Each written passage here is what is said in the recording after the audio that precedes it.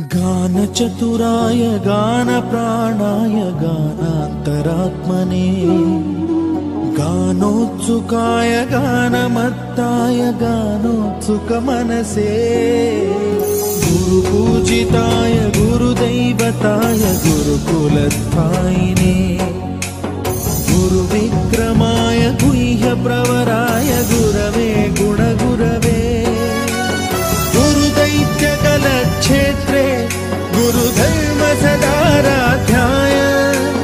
गुरुपुत्रपरित्रात्रे गुरुपाखण्डखण्डकाय